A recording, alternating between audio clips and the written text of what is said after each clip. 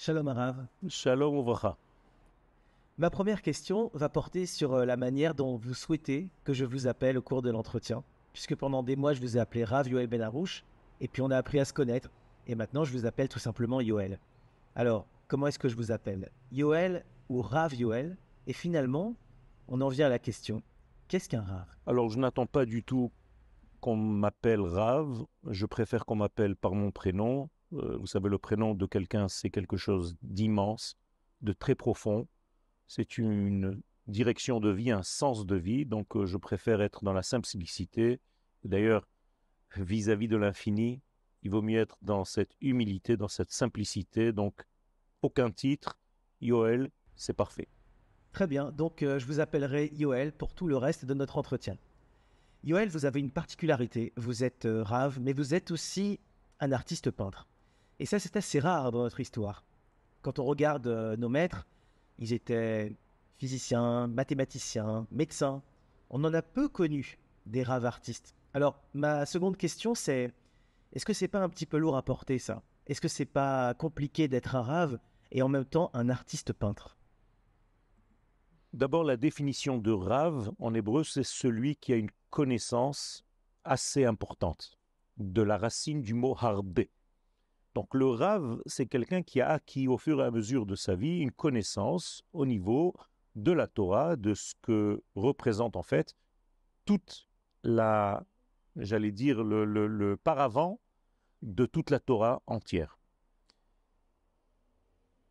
C'est vrai qu'il est plus facile de trouver des rabbanim qui sont au niveau de la science, mais il n'est pas rare et de moins en moins de trouver des enseignants, des raves, des maîtres qui sont liés à l'art, notamment parce qu'il y a eu l'introduction beaucoup plus forte de la chassidoute, et au niveau du chassidisme et de la Kabbalah, eh bien, on est beaucoup plus proche de l'art que de la science.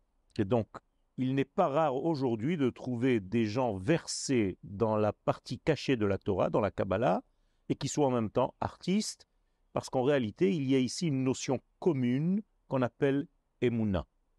Emouna, qui veut dire la foi dans une traduction que je n'aime pas trop, mais Omanout, qui est en réalité l'art.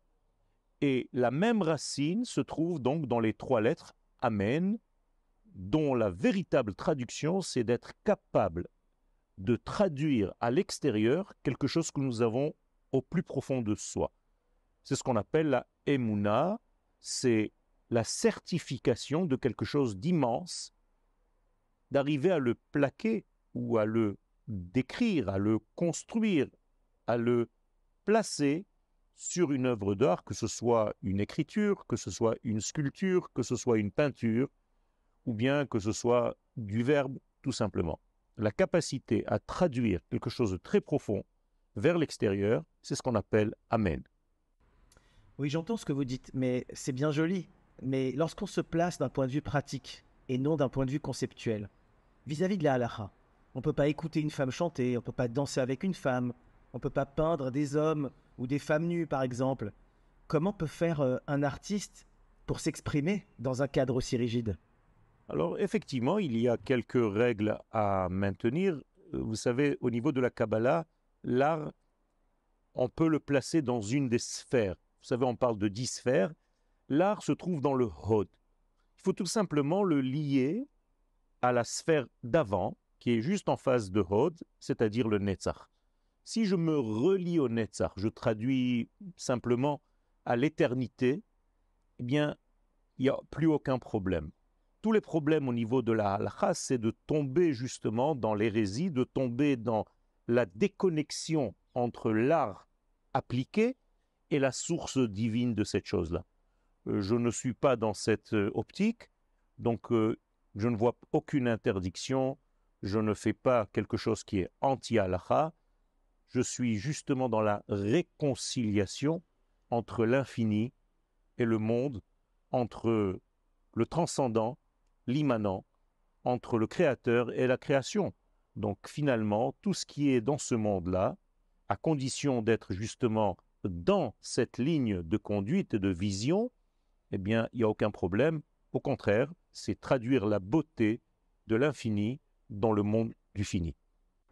Alors, vous avez commencé à aborder les séphirotes, qui sont des concepts kabbalistiques, qui ont été développés par nos grands kabbalistes.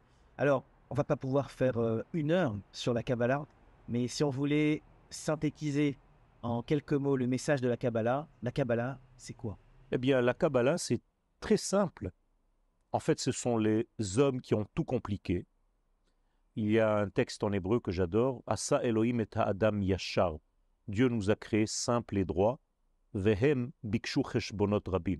C'est eux, les hommes, qui ont commencé à faire des calculs et des comptes, et tout est devenu compliqué. La Kabbalah, c'est tout simplement en hébreu, les kabel. Les kabel, recevoir. Donc la Kabbalah, c'est l'art de savoir recevoir, capter ce qui est autour de nous. L'infini, béni soit-il, est là. Tout est présent. Il faut savoir recevoir, être un capteur d'énergie, être un écran sur lequel le film de l'infini se projette, être un ustensile de réception et de perception. Les Kabel, tout simplement. Donc, étudier la Kabbalah, je traduis réellement, textuellement, c'est étudier la réception de cette lumière divine qui nous entoure. Pourtant, lorsque j'étais à l'école, on m'a toujours appris que la Kabbalah, c'était dangereux. C'était une matière éminemment explosive, inflammable, et qu'il fallait pas étudier la Kabbalah avant 40 ans. Alors, qu'en est-il de cette interdiction? Est-ce qu'elle est toujours d'actualité? Cet avertissement de ne pas pouvoir étudier la Kabbalah avant 40 ans, c'est déjà périmé depuis à peu près 550 ans, depuis l'arrivée du Hari Akadosh, qui lui-même, et dans le Zohar lui-même, nous dit que cette interdiction n'était même pas une interdiction, c'était que le monde n'était pas assez mature pour cette étude. Mais vous savez que les choses qui sont interdites à un moment donné deviennent obligatoires à l'enseignement à une autre époque. Un homme ou une femme, on ne va pas leur parler de sexualité, mais la veille de leur mariage, s'ils ne savent pas ce que c'est une catastrophe au niveau de leur couple. Donc ce qui était interdit ou bien mis de côté pendant des années est aujourd'hui quelque chose de très important et de capital, de central dans notre vie. Et donc il n'y a non seulement pas à avoir peur, mais je dirais l'inverse. Il faut avoir peur de ceux qui n'étudient pas et qui se sauvent de cette étude, parce qu'en réalité, ils se sauvent de la lumière elle-même. Yoël, on dit également de vous que vous êtes inclassable. On n'arrive pas à vous ranger dans une catégorie. Alors je voulais savoir, est-ce que c'est difficile à porter au quotidien d'être inclassable? Mais est-ce que c'est quelque chose que vous recommanderiez à vos élèves? Est-ce que finalement c'est pas ça la vraie garantie de la liberté d'être inclassable? Vous savez, être inclassable, c'est quelque chose en réalité que je ne travaille pas. Je ne vais pas me dire le matin, il faut que tu restes inclassable. Je vis tout simplement. Je vis et j'essaye d'être moi-même. C'est-à-dire que j'essaie de dévoiler le Yoël intérieur qui est en moi. Alors si ça ne rentre pas dans des cases connues, rassurantes, des hommes, des femmes de notre génération, il y a un problème, mais ce n'est pas le mien. Je ne veux pas être coincé dans un système parce que je dois ressembler à. Je dois être moi. Et d'ailleurs, dans les bénédictions que je formule pour certaines personnes, je dis toujours la même bénédiction. Je te souhaite d'être toi-même, de ne pas être quelqu'un, de devenir quelqu'un. Tu dois tout simplement devenir ce que tu es dans ta source. Et encore une fois, essayer de traduire, d'acheminer, d'amener Emouna, Omanout, ton être intérieur au niveau de ton paraître. Le jour où ton paraître est égal à ton être, eh bien tu as gagné. Alors, si c'est inclassable, tant mieux, parce que tout simplement, chacun d'entre nous a sa propre vie, sa propre identité. Ça ne veut pas dire que je suis nulle part, bien au contraire. Parce que je suis inclassable, eh bien je peux rentrer dans toutes les cases. C'est un petit peu le joker dans un jeu de cartes, sans justement prendre le côté négatif du joker, mais le côté positif. Alors Yoël, on a parlé de Kabbalah, qui reste le véhicule de votre message, le véhicule privilégié, mais on n'a pas parlé du cœur de votre message. Et le cœur de votre message, ça reste et ça demeure la terre d'Israël. Et finalement, c'est un petit peu à rebours de ce qu'on nous a appris à l'école juive en France. Parce que nous, on nous a toujours appris que le judaïsme, c'est un triptyque. Un peuple, une terre, une loi. Et lorsqu'on écoute vos cours, on a plutôt l'impression que le triptyque a été un peu modifié. Qu'on est sur une terre, une terre, une terre. Est-ce que vous pouvez me confirmer la centralité de la terre d'Israël dans votre enseignement? La terre d'Israël n'est pas un élément superficiel, ce n'est pas un moyen. Je cite ici le Rav Kook qui nous dit que si tu considères que la terre d'Israël n'est qu'un moyen pour vivre ton judaïsme, tu n'as rien compris. La terre d'Israël, c'est en réalité l'homme d'Israël et c'est en même temps la Torah d'Israël. C'est-à-dire que la terre n'est pas seulement un aspect géographique, mesurable, un espace. C'est aussi un temps et c'est aussi un être. Et lorsque je parle d'Israël, je parle d'une terre, d'un créateur, d'un donneur de Torah et d'un peuple. Tout ceci à l'intérieur. Je vais te dire d'une manière un petit peu plus exagérée volontairement. J'ai l'impression que lorsque quelqu'un laboure la terre d'Israël, on me gratte la jambe. C'est-à-dire que la terre et moi, c'est qu'une seule et même chose. Adam, Adama. Et en hébreu, Adamé, les Elion, la terre d'Israël est une terre qui est tellement aspirante de l'aspect divin, de la volonté divine, qu'elle est prête, cette terre, à s'ouvrir, à s'épanouir pour capter, pour recevoir, encore une fois, Kabbalah, l'aspect du divin. Ce n'est pas par hasard que le judaïsme considère le messianisme comme référence la terre d'Israël qui s'est ouverte aux aspects de l'infini et à son peuple et qui commence à donner ses fruits. Il n'y a pas de fin des temps aussi clair que celui dont la terre donne ses fruits avec un bon œil. Il y a ici donc quelque chose de très concret et les sages nous disent que si tu es en train de planter un arbre sur la terre d'Israël et qu'on te dit que le Mashiach est là, tu n'as pas à t'arrêter de planter cet arbre parce que tu es en train de faire toi-même un acte messianique. Donc n'arrête pas cela. Donc la terre pour moi, ce n'est pas seulement un aspect géographique. Et lorsque tu me disais que dans les enseignements que tu recevais en dehors d'Israël, on parlait un petit peu de la terre, je ne me souviens pas vraiment qu'on parlait de la terre. Le judaïsme, malheureusement, est devenu un temps et des êtres. Il n'y avait pas la notion d'espace. La notion d'espace est entrée presque brutalement il y a 75 ans avec la création de l'État d'Israël. D'un coup, on s'est rappelé qu'on avait aussi un espace qui correspond à notre nature. Mais si on regarde dans la Torah, tous les rendez-vous entre l'infini et l'homme sont toujours liés, ces rendez-vous, avec la terre d'Israël. Lorsqu'Avraham Avinu, le premier à avoir une conversation réelle avec l'infini, eh bien l'infini ne lui dit pas « sois un bon être, je veux faire de toi une nation sur sa terre. Alors je te demande d'y aller. » Donc on ne peut pas considérer un judaïsme qui est en réalité une nation sans une terre. Et la Torah qui n'aurait pas de terre est une Torah qui reste au niveau de l'esprit. Alors au mont Sinaï, comme par hasard, la première information de Dieu, c'est « Je vous donne la Torah, mais lorsque vous arriverez sur la terre, je vous demande de planter des arbres, de vous implanter vous-même. » Et les sages posent la question « Mais quel rapport entre le mont Sinaï et la terre d'Israël, la Shemitah ? Le fait de laisser la terre en jachère ?» Eh bien justement, c'est là tout le lien. Et quelqu'un qui n'a pas de terre n'a pas de vie. Et les Chachamim nous disent Adam she'en lo karka eino Adam. Un homme qui n'a pas ce lopin de terre et son appartenance avec cette terre-là, eh bien, n'existe pas vraiment. Moralité, la terre d'Israël est le centre même de toute mon étude, parce que c'est l'attraction terrestre dans les deux sens du terme, c'est-à-dire celle qui m'oblige à étudier comment elle, la Terre, perçoit les valeurs de l'infini.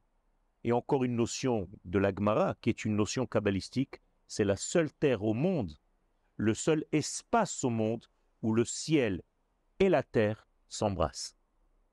C'est quelque chose d'incroyable et c'est mon but dans la vie, c'est que le ciel embrasse la matière, que l'infini embrasse le fini. Alors, parmi les gens qui nous écoutent, notamment via les réseaux sociaux, il y a probablement des Juifs de France. Et chez ces Juifs de France, il y a deux catégories. Il y a une catégorie de gens qui souhaiteraient venir ardemment en Israël, mais qui ne peuvent pas, pour des motifs légitimes. Peut-être qu'ils ont des parents dont il faut s'occuper, ils ont des problématiques financières qui les empêchent de venir. Et il y a une autre catégorie, des gens qui ne ressentent pas ce besoin de venir, parce que finalement, après tout, ils se sentent comme de bons Juifs. Ils mangent kasher, ils vont à la synagogue, ils font la tfila, ils font les mitzvot, et c'est vrai qu'Israël leur manque. Mais c'est un élément qui leur manque dans le panorama, mais finalement, ils nous manquent tous quelque chose. Alors, si aujourd'hui vous deviez vous adresser à ces Juifs, quel serait votre message?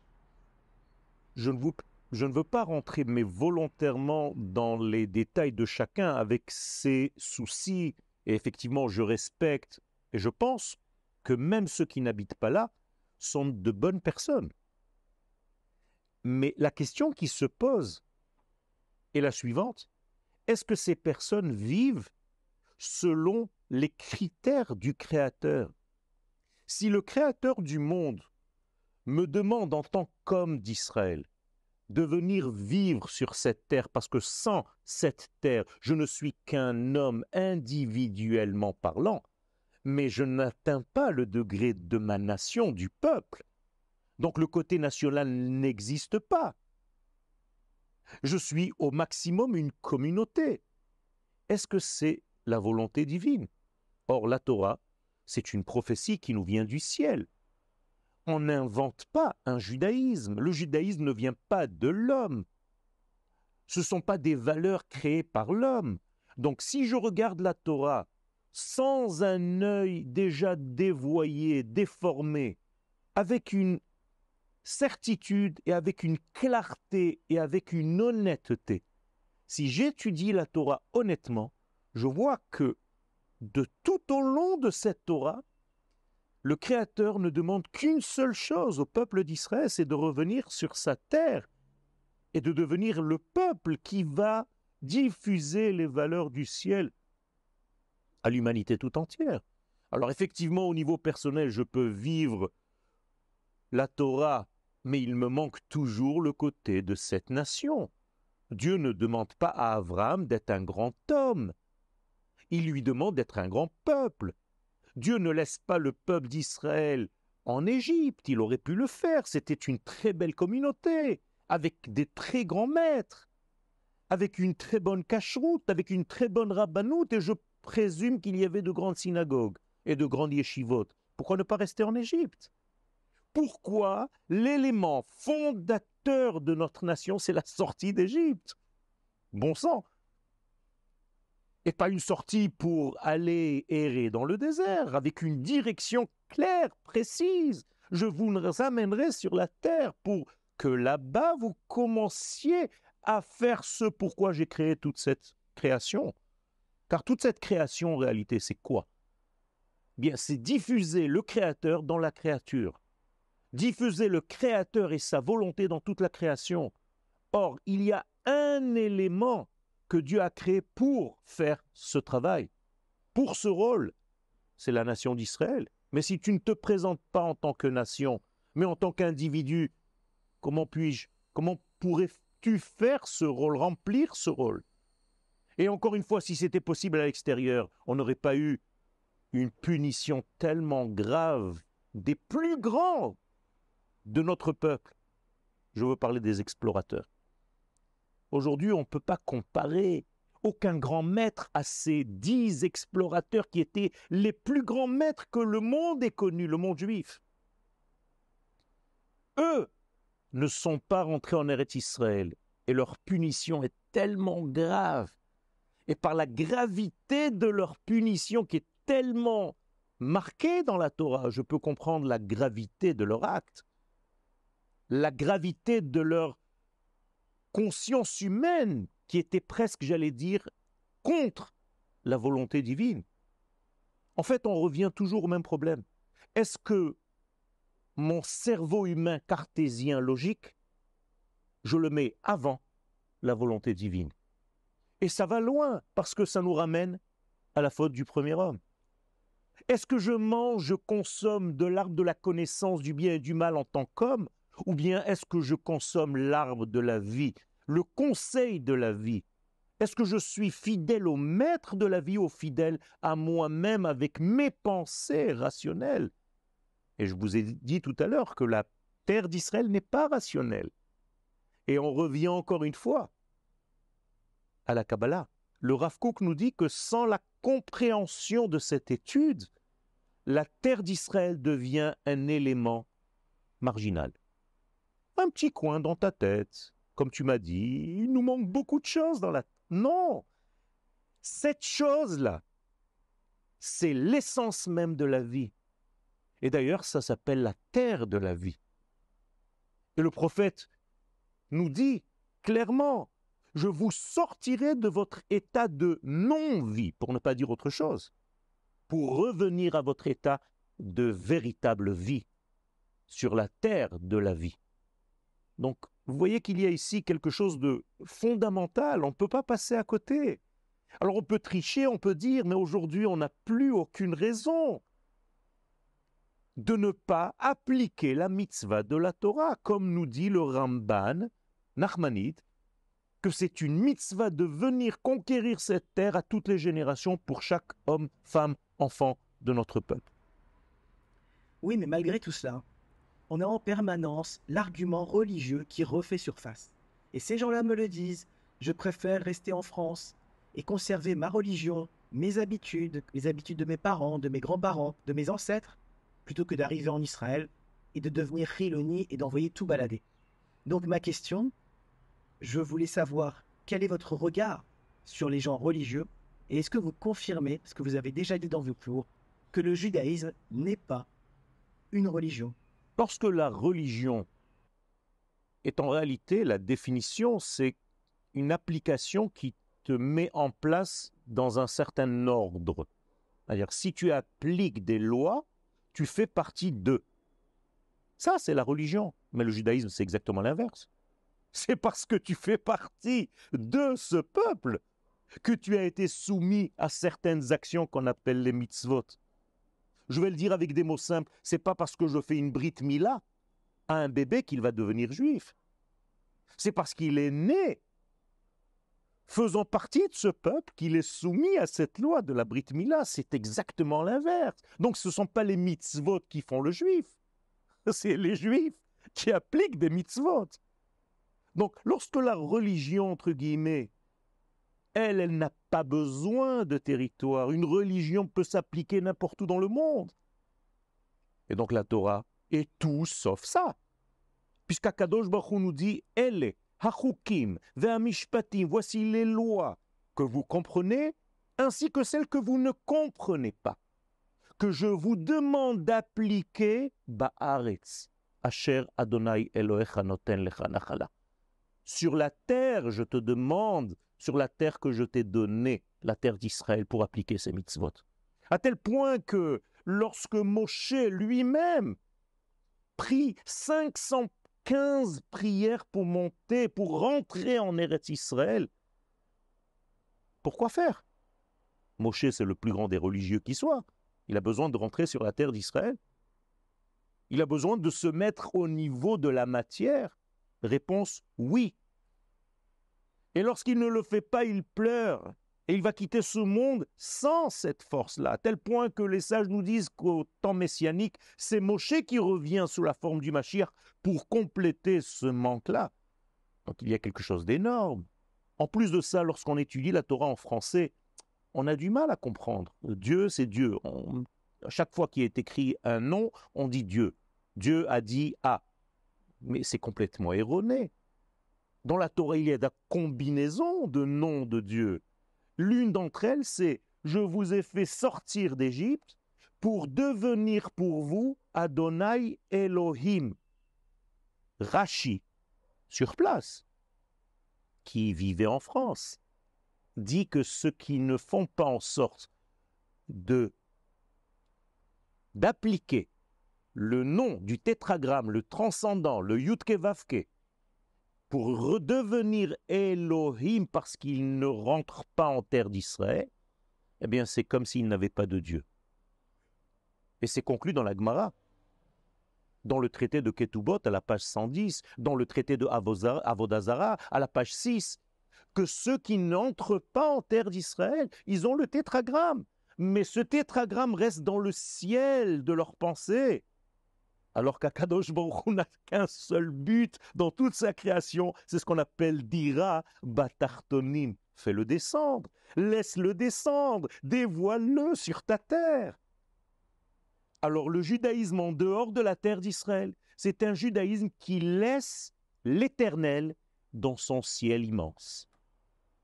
Et donc l'Éternel est en exil, à cause de ceux qui ne comprennent pas ce message tellement simple. Maintenant, je ne viens pas jeter Chas v'Shalom. Je dis juste qu'il faut connaître le message et être honnête. Comment l'appliquer aujourd'hui, demain, avec les difficultés, chacun dans sa vie? Oui, mais ne dis pas un message erroné contre la Torah. La Torah, c'est ça. Après, est-ce que tu es capable de faire ce que tu peux aujourd'hui ou demain ou après-demain? C'est autre chose. Yoël, avec votre permission, j'aimerais revenir encore une dernière fois sur le mot religion, du moins sur le sentiment religieux. J'ai assisté à pas mal de vos cours, et en fait, à chaque fois qu'on évoque cette vision religieuse du monde, j'ai le sentiment que ça vous génère quelque chose d'étrange. Je ne sais pas encore si c'est de la tristesse, si c'est de la colère, si c'est lié à votre histoire personnelle. C'est à vous de me le dire, c'est un petit moment d'analyse. Mais d'après vous, qu'est-ce qui génère autant d'émotions lorsqu'on évoque le sentiment religieux? Le sentiment religieux me perturbe lorsqu'il repousse ceux qui ne ressemblent pas à ce que les religieux attendent. C'est la seule chose qui me gêne. C'est-à-dire qu'un homme qui a étudié et qui est rentré dans un certain système de compréhension des choses, eh bien tous ceux qui ne vivent pas comme lui, qui ne lui ressemblent pas, comme s'ils étaient exclus. C'est la seule chose qui me dérange. Je considère qu'un homme, il est une entité divine sur terre et qu'il doit recevoir tout le respect. Et donc aujourd'hui, je ne peux pas parler à quelqu'un seulement parce qu'il me ressemble. Je veux avoir un accès, une conversation, une interaction entre des hommes qui sont complètement différents, même dans leurs idées de pensée. C'est très bien. Ça m'enrichit et ça enrichit l'autre. C'est la seule chose qui me gêne dans la religion. Tout simplement lorsqu'on est coincé dans un système, dans un club, où tout le monde doit se ressembler, doit rentrer dans le même tiroir, dans la même façon de voir, et dès que tu poses une question gênante, tu es en dehors du circuit. Pas du tout. Alors j'ai la chance d'étudier et d'enseigner dans une yeshiva où toutes les questions sont posées et elles doivent être posées. Et si tu as peur d'une certaine question, c'est que tu es fragile dans ta certitude.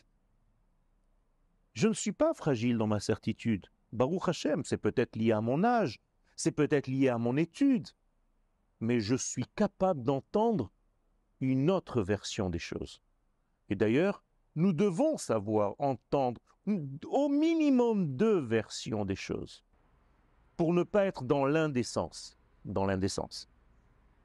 Mais en adoptant cette attitude anti-religieuse, est-ce que vous n'avez pas peur de fragiliser certaines personnes qui viennent à vos cours et qui ont besoin de ce système religieux qui s'y rattachent, qui ont leurs habitudes? Et est-ce que vous n'avez pas peur de les déstabiliser?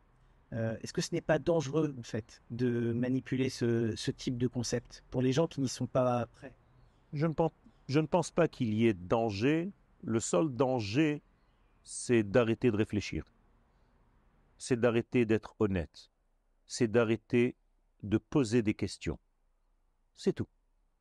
Si tu continues à te poser des questions, même si tu n'as pas toutes les réponses, tu es déjà dans le monde de la question, c'est extraordinaire. Un enfant qui commence à poser des questions, il ne faut surtout pas le coincer avec des réponses. Il vient de découvrir le monde de la question. Ne lui donne pas des réponses toutes faites. Laisse-le encore plus, c'est toi-même avec lui. D'ailleurs, on ne fait même pas attention à 3 enfants dans la Haggadah de Pessah. On s'en fiche complètement, on raconte ce qu'ils sont, et puis c'est tout. Le seul qui nous intéresse, c'est celui qui ne sait pas poser de questions. Les autres, ils posent des questions, alors ça va. Lui ne sait pas poser de questions. Ça me fait peur. Et donc, il ne faut pas avoir peur. Je ne pense pas que nous soyons dans un système cloisonné de peur. Je ne pense pas que l'accès à la Torah aujourd'hui doit passer par la peur. Au contraire, nous sommes dans une génération d'amour et de prise de conscience que si véritablement je veux être en contact avec ces valeurs incroyables de l'infini, eh bien, je dois le faire par amour. Toujours est-il qu'il ne faut pas que les hommes, les femmes entendent que je suis chas v'shalom contre l'application des mitzvot. Bien au contraire. Mais je pense que l'application des mitzvot doit venir d'une manière, j'allais dire, vitale et sereine. Le judaïsme, vous savez ce qu'avaient les sages du monde séfarade? Tous les rabbanim séfarades avaient une qualité. Ils étaient normaux. Ils étaient normaux. Ils étaient vivants. Ils rigolaient.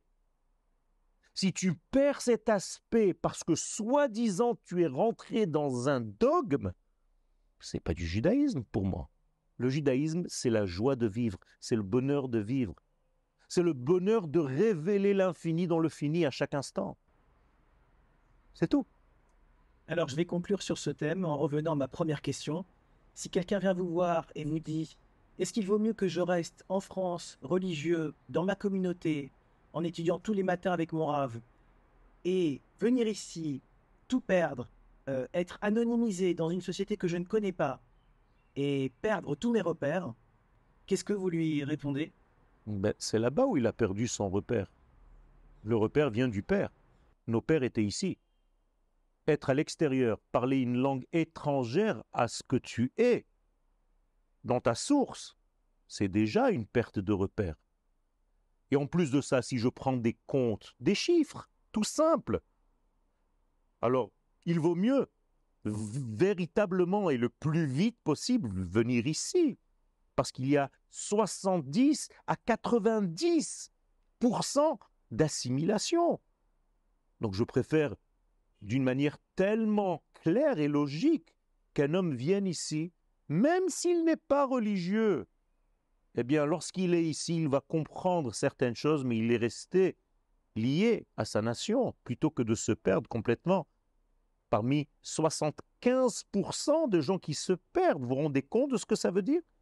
Et si cet homme est tellement égoïste qu'il pense à lui, que sa petite étude va le sauver, est-ce qu'il a pris en compte la vie de ses enfants et de ses petits-enfants?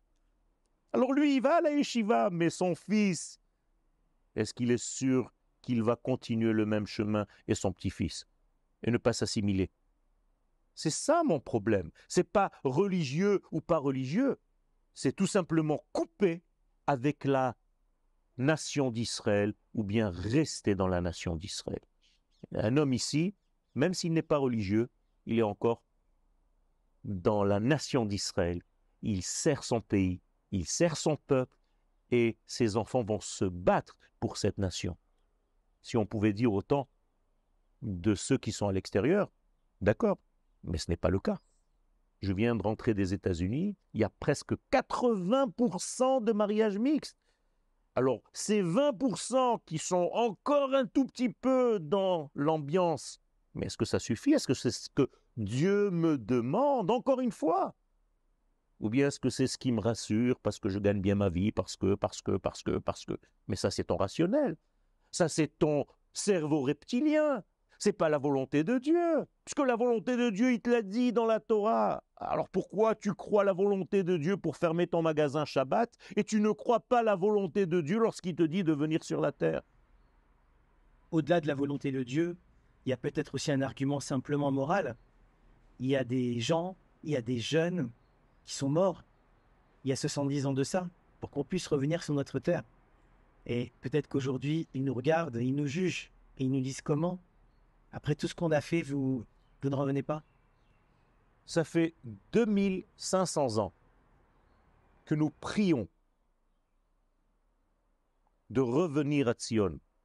Alors quoi? Tu fais exprès, tu fais semblant? Ça fait 2500 ans que tu fais Birkat Amazon en rappelant à chaque parole de Birkat Amazon la terre d'Israël. Al haaretz ve'al Amazon, c'est la terre d'Israël seulement. Il faut le savoir. Ça fait 2500 ans que tu dis Mashiva Ruach Umorida Geshem pour la terre d'Israël et non pas pour une autre terre. Alors de quoi tu parles? Tu es devenu, Chas v'Shalom, quelqu'un qui récite des bénédictions sans savoir, sans comprendre, sans entendre et sans vivre ce que tu dis.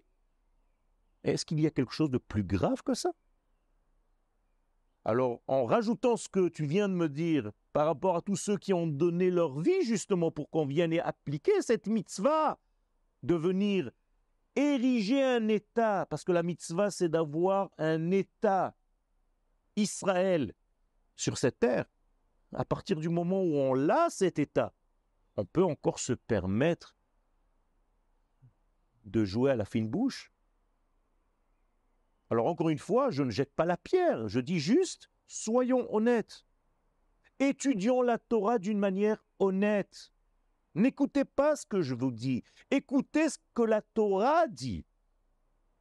Et la Torah nous dit sans arrêt. Vous savez ce que dit le Zohar HaKadosh? Quelque chose qui risque de choquer tout le monde. Et chaque fois que je sors ce Zohar, c'est choquant. Et je comprends. Moshe Rabbeinu, le plus grand maître, dit aux enfants d'Israël, juste avant de mourir, « Votre Dieu vous demande de rentrer sur la terre. » Et le Zohar pose la question, « Tu n'as pas honte, mon cher Rabbeinu? Tu dis au peuple d'Israël, « Votre Dieu, pourquoi ce n'est plus le tien ?» Le Zohar répond, « Étant donné que Moshe lui-même n'est pas rentré en terre d'Israël, il a considéré qu'il n'avait pas de Dieu. » Et donc il dit à ceux qui rentrent, votre Dieu. C'est pas grave ça. Rabbi Shimon Bar Yochai, très important, on allume des veilleuses pendant l'Agba Omer. Écoutez ce que le Zohar dit. C'est terrible. Alors Yoël, il y a une question que j'ai toujours voulu vous poser. Quand on assiste à vos cours, on vous sent passionné. On sent que vous avez une conviction chevillée au corps, ça vous vient véritablement des tripes, comme on dit. Et je me suis toujours posé la question, est-ce qu'il vous arrive de douter? Alors, de douter d'un élément, de douter d'un système, ou carrément de douter de tout, sachant qu'on parle de l'infini et que tout ça est vertigineux. Alors, est-ce qu'il vous arrive de douter? Honnêtement, je n'ai pas de doute concernant l'ensemble, mais il peut y avoir des doutes concernant la manière de. Alors peut-être que mon approche, parfois, je dois la corriger, et là j'ai des doutes. Mais au niveau du mainstream, de la route principale, j'ai aucun doute, je n'ai que une seule chose, de l'assurance, de la vadaout, de la certitude. Et d'ailleurs, c'est l'une des traductions de Emouna. Emouna égale certitude. Et si tu veux être heureux dans ta vie, enlève tout ce qui t'empêche d'être dans la certitude. En simcha kehatarat asfekot. Si tu as des doutes, écarte-les. Et tu reviendras dans la simcha de base. Alors effectivement, il y a des doutes concernant le cheminement, le bus à prendre. Mais la direction est claire. Je n'ai aucun doute concernant cette direction. Alors Yoël, vous commencez à être extrêmement écouté, notamment sur Internet. Et j'avais une question toute simple. Pour un rave, mieux vaut-il avoir beaucoup d'élèves ou peu d'élèves, mais de qualité? Je ne sais pas si ça se mesure au nombre d'élèves. Je pense plus à des élèves qui entendent le message et qui vivent ce message. C'est pas seulement que des gens assistent à des cours et entendent des cours, il y a des milliers sur Instagram, sur... D'accord, c'est très sympathique, c'est bien, ça peut ouvrir toujours quelque chose. D'ailleurs, pour la première question, il vaut mieux être présent que voir des cours en Zoom. Alors bon, aujourd'hui, nous sommes dans une génération Zoom. Alors on va dire Gam Zoom, les Tova. Mais en réalité, il n'y a pas mieux que d'être en présentiel, de poser des questions avant, pendant le cours. Vous voyez comment je transpire, comment je parle avec passion, parce que je vis ce que je dis. C'est très difficile de faire passer ça en mangeant un sandwich, en épluchant des cacahuètes chez toi à la maison, tranquillement, en pyjama. Ce n'est pas la même ambiance. Et pour revenir à la deuxième question, je pense qu'effectivement, je préférerais avoir des piliers qui ont imprégné réellement le message plutôt que d'avoir juste propagé des cours à droite à gauche, ce que je ne néglige pas d'ailleurs, parce que pas tout le monde est capable de passer, d'enseigner à son tour. Mais je pense donc qu'il y a une préférence à former une équipe, une école, une pensée, une vision. Je suis un petit peu visionnaire dans ma façon de penser, plutôt que de jeter des paroles en l'air. Alors justement, sur cette vision, beaucoup d'enseignants, de Rav, transmettent les messages de leur propre maître. Alors vous, je voulais savoir, est-ce que c'est ce que vous faites ou est-ce que vous ressentez avoir développé une pensée originale, et Hidushim, et quelle est la part en fait de nouveauté par rapport aux enseignements que vous avez déjà retranscrits de vos maîtres? C'est une très très bonne question parce qu'en réalité, ça reprend en fait la première question, ou l'une des premières questions. Je ne suis pas dans un tiroir, je ne suis pas définissable, je suis un petit peu comme un électron libre. Bien tout simplement parce que, bien entendu que j'ai des maîtres. J'ai reçu une Torah et je reçois une Torah de mes maîtres. Mais mes maîtres ont tellement été de vrais maîtres qu'ils m'ont toujours dit « Ne sois pas moi, sois toi ». Ça veut dire que même en recevant un enseignement de mon maître, je dois mettre Yoel parce que c'est le prisme par lequel le cours de mon maître va passer. Il faut que Yoel intègre ce cours et le diffuse à sa voix, avec sa propre écriture, avec son son à lui, et non pas avec le son du maître. Sinon, on est inutile. Sinon, je suis une réplique de quelqu'un. Donc, je suis obligé moi-même de trouver en moi la résonance des cours que j'ai reçus et que je reçois pour les donner avec ma façon, avec mon prisme personnel. On arrive presque à la fin de cet entretien. Je voulais savoir, est-ce que vous vous verriez en politique? Est-ce que vous feriez de la politique? Je pense que je ne serai pas au premier rang de la politique, mais plutôt comme quelqu'un qui conseille par derrière. Ce que je fais déjà. Donc en réalité, je vous ai dévoilé un secret que je ne voulais pas dévoiler, mais en fait, il y a des politiciens qui se posent des questions, qui me posent des questions et que j'essaye d'avancer avec, par derrière, avec des conseils qui viennent, bien entendu, de ce monde de Torah. De la même manière que même au niveau scientifique, puisqu'on parle de science, il y a des scientifiques qui viennent me voir pour me poser des questions de science. Ce n'est pas que je sois quelqu'un d'immensément grand en science, mais apparemment, la Torah de la Kabbalah a des réponses à ces scientifiques. Incroyable, mais vrai. Et donc, ils arrivent à trouver, parce qu'en réalité, il y a un seul degré. Vous savez, tout l'univers, c'est une seule formule. Ça, c'est mon rêve, c'est de trouver la formule qui gère le tout. Parce que si elle est vraie, elle gère tout, mais alors tout. Et donc cette formule, pour moi, il suffit tout simplement de la traduire. Si un scientifique parle en chiffres, eh bien, je vais traduire les lettres en chiffres et on va parler le même langage. Et donc, ma pensée, ma Torah, celle que j'étudie, eh bien, je peux la transposer, la téléporter dans la science, dans l'art, dans les mathématiques. Et ça marche. Parce qu'en réalité, c'est un seul et même langage universel qui est en réalité comme le fascia, c'est-à-dire un élément transparent qui gère l'univers entier et qui fait la colle entre tous les détails de ce monde. Alors ça tombe bien, on va terminer avec une question large, on va ouvrir grand la focale. Cette question, elle concerne l'être humain de manière générale. Est-ce que vous diriez que finalement le but de l'existence de l'être humain, c'est le bonheur? C'est un texte tout simple. L'homme a été créé pour vivre heureux. C'est-à-dire qu'Akadosh Baruch Hu nous le dit dans une bénédiction, Lehanot bahem bene Adam. Si tu te réjouis de l'existence, eh bien Akadosh Baruch Hu a gagné son pari. Et si tu n'es pas heureux dans ton monde, c'est comme si tu reprochais au maître de ce monde qui t'a donné la vie d'avoir raté quelque chose.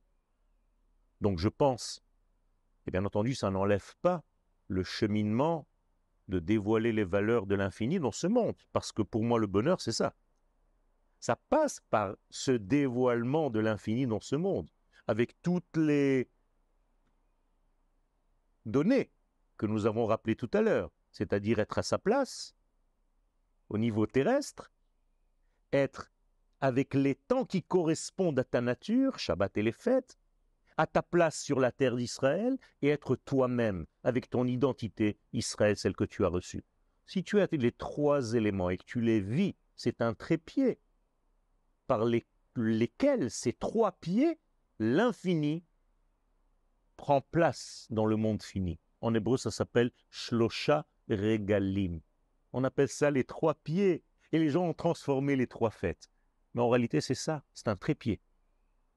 Pessah, c'est la liberté de l'homme, donc de l'être, donc de la nation. Shavuot, c'est sa prise de conscience de la valeur divine. Et Sukkot, c'est le retour sur la terre d'Israël. Shkon Eretz Ur'e Emunah. Vayehi Beshalem Sukkot Umeonato Betzion, dit le roi David.